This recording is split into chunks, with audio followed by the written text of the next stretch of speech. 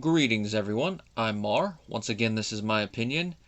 Now we come to an episode that is like a little palate cleanser after that last episode. And of course, this is episode 20 of season 3, Move Over. Like I said at the end of the last review, this is a Ray and Debra centric episode, and it centers around a topic that a lot of married couples can identify with. It seems to be a pattern with a lot of the Ray Debra episodes is they always find a topic that all couples can identify with, presented in a way that is made specifically for them, but then you can look at it and go, alright, that's not the way to handle that, that's not the way. And that, of course, is hogging the bed / cuddling in your sleep. There's a little bit of both. Now, the episode begins, Ray's trying to sleep, he feels Debra getting on him. Now, his mind, of course, goes like, oh, you want something, Debra? Which, of course, you should know that. With what we've seen of Ray by now, we know that's where his mind's going to go. But then when he sees it's her just trying to get close to him in her sleep, he's like, eh. He tries to put up with it for a bit, but then he decides to go downstairs and sleep. Debra happens to come down before he gets up and puts everything away the next day, seeing what's right. And Ray lets it slip that not only did he do that because she was getting too close to him, but he's done it multiple times over the course of their relationship. Now, she's a little surprised at this. I think mainly because they've been married going on 10 years, and they were together for a couple years before that, and this is the first time she's noticing this. That'd be like one of those, what? You've been doing this for how long and I've never noticed? So her being a little upset and a little annoyed, you can understand. But then, with how Ray explained it, when you're getting too on me while I'm trying to sleep, I just can't sleep. Now, Ray becomes an idiot when he pulls a story completely out of his butt to try to explain it. Where he says that when they were kids, him and Robert, and they went to stay at Nani Barone's apartment, they would have to share a room, share a bed, and Robert would always basically do stuff to get him in trouble with Nani Barone, to get yelled at. God, quit making noise! Well, we find out from Robert that he was lying.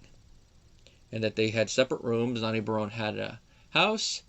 And of course this causes Debra to get mad at him, which you understand.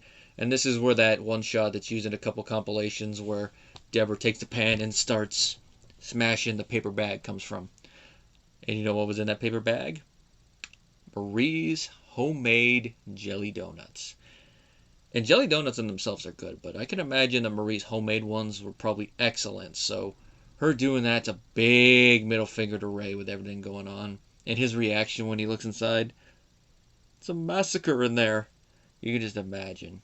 I mean, they don't show it, but it's jelly, so you can imagine it's like a crime scene in there. Now, with this tension between them, how are they going to resolve it? Well, Ray decides he has to go talk with someone outside because he's got to talk with Robert. Robert will probably say something that'll make it worse, and plus, Robert's not the best at relationships as we've seen.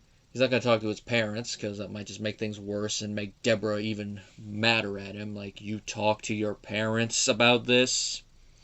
And Frank will probably say something that borders on misogyny, as we've seen him say stuff before, and we'll see him say stuff again in the future. So instead he decides to go to Father Hubley. We get Charles Durning back in the episode. Now the fun thing about this is they don't directly comment on it in the episode, but this is where Father Hubley goes from being Debra's family priest to the Barone family priest. It's subsequent episodes that make that transition clear, which is why I mentioned in the wedding episode why I feel that the beginning part of that conversation is cut out in syndication to try to make it so that people don't go, wait a minute. Even the long-term viewers and people that have all the sets that are watching will notice that when they're marathon watching. It's one of those things like, wait a minute, he's not supposed to be their priest. He was their priest previously. But go with it. As I said before, sitcom writing. But this one is also a retcon. Father Hubley, we get his usual slightly sarcastic dryness as he's talking with Ray. You can tell that even though he's here to help a member of his community, that the way Ray is being his awkward self in there, you can tell it's annoying him just a little bit, like it was in the first episode with him. He is committed to helping him, like, what's your issue, Ray? Oh, you having thoughts about another man? Another woman? That comes about because of the fact that Ray starts things off on the wrong foot by saying he's having trouble sleeping with Debra. Now, if you just leave it at that, you can imagine everyone's going to be like, what's the matter? Can't get it up? But Father Hubley, being the priest, he has to approach it delicately, so he goes like, are you having thoughts about someone else? The whole soul aspect. And he does bring up a reason why Debra probably is doing this, and that is that, as we've seen in the past, Ray is not the most lovey-dovey, attention-giving husband, and father for that matter, but he tries his best.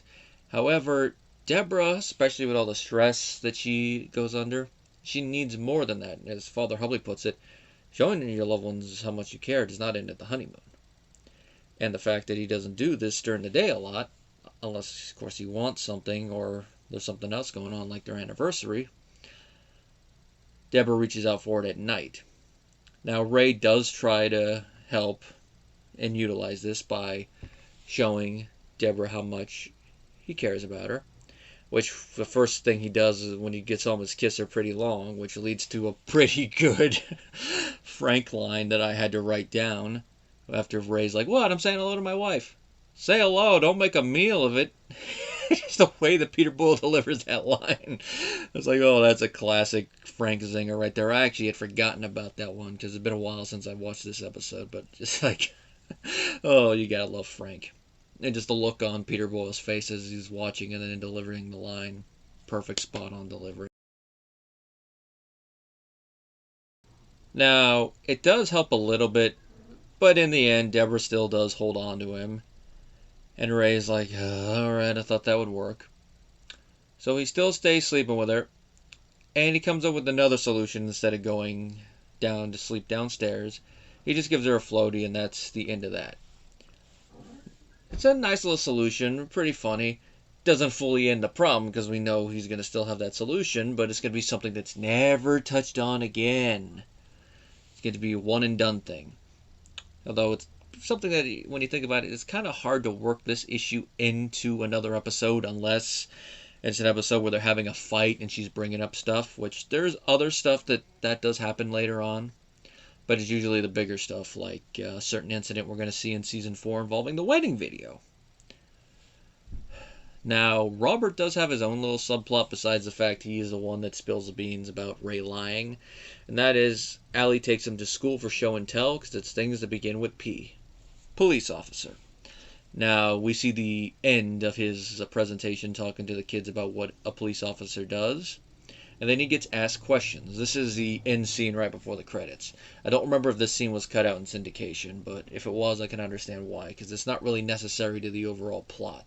It's like the opening scene in Mozart. You don't really need it, although without it, it makes you wonder, what happened? What did I miss? But then the rest of the scene that they start with gets you up to speed pretty quickly. This one's a little bit less necessary than that. It's just a nice little end gag. The kids are constantly asking him giant-related questions. Are you a giant? Can I climb on you? My favorite is the last one, which I jotted down in my notes. Are you going to eat us? Which, it's funny, but I question the logic of this, because by this time, Allie should be about 7 or 8. At that age, kids should know better than to ask questions like this, because obviously they should know that giants, fairy tale ones, don't exist, and people who are tall that would be considered human giants are not going to eat you. It's funny, but it's one of those ones like, huh? Unless these are ones that have just been sheltered, or they're unknowingly asking it just to be funny. But they just don't come across as doing it that way. But it could be the performance of the kid actors. It's just one of those things. Is like, But I'll take it as a nice little cute little end thing and not fully question the whole logic behind it. It's just one thing I have to note the logic behind it. Now, this is an episode that was written by Kathy Ann Stump, who also wrote Traffic School, in the apartment. Does a pretty good job showing the relationship. She's always pretty good at showing all the relationships between the characters. Here, perfectly capturing the relationship between Ray and Debra and a relationship issue. And like I said at the top of this episode, while it's written towards those two, couples can take stuff out of it. know not what to do. Like, what? Don't lie about what your reason for having an issue is. Try to approach it in a way that you can compromise to both get what you need out of the situation.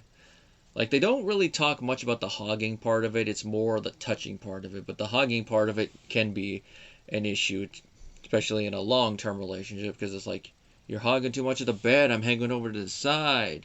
Ugh. The closest Ray ever gets to actually talking about bed hogging is like, oh, you're small in, like, people space, but in bed space, you're like...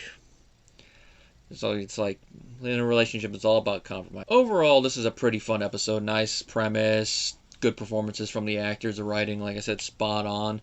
And it is definitely a palate cleanser following that last episode. Like I said, I'm going to continue to skip. The next episode is sometimes on the skip list as well, but it is one I remember having fun with, and it is another Ray and Debra centered episode. And that, of course, is the one about their getaway to a bed and breakfast.